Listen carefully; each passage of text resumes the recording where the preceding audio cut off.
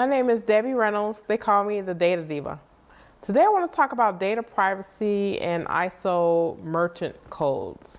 So, merchant codes are things that credit card processors use to, or banks use also, to categorize certain purchases. For example, let's say if you go to a beauty shop, beauty shops may have a merchant code for beauty shops, or you go to a grocery store and different things like that.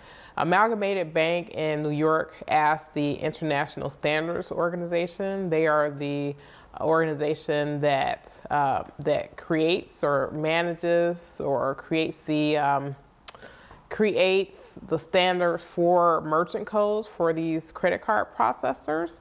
So they asked Amalgamated Bank asked ISO to create a merchant code for firearms and kind of ammunition and all types of stores like that. So ISO looked at the standard, they approved the standard. The standard has been implemented by the major credit card processors, which are American Express, Visa, and MasterCard in September of 2022. There are several attorney generals of Republican states in the U.S. That were against these merchant codes because they felt that having banks and credit cards categorize these types of purchases or these merchants under this new merchant code would take away their privacy for someone purchasing or owning a particular like firearm or ammunition. This definitely went through because part of it, banks have obligations, depending on the jurisdiction that they're in, to report certain types of activity, even though the banks may not be able to tell what exactly was purchased. They just want to be able to easily find and categorize this if law enforcement should ever need it. Also, certain banks, depending on how they manage their investments, certain investors want to know where certain money comes from or not.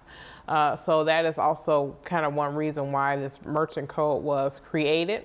I've not heard any other locations around the world that have been upset around this, but I think people have a concern not only with firearms, but if there are merchant codes, for example, they're created or used or abused by someone who's looking at it for, let's say, someone who's seeking reproductive health in some ways. So I think although having a merchant code definitely makes sense, I think people want to know or have more visibility in how their data is being managed, and then also how kind of those reporting features work. We all know that banks, financial institutions, the credit card issuers will do what it takes to be able to comply with laws and regulations, but this is one that for some reason got people's attention.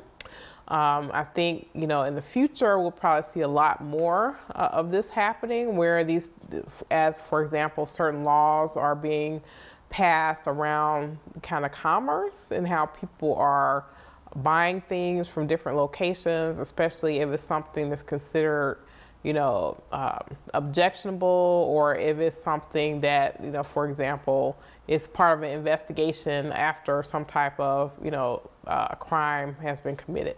So that's all I have for today. Thank you so much.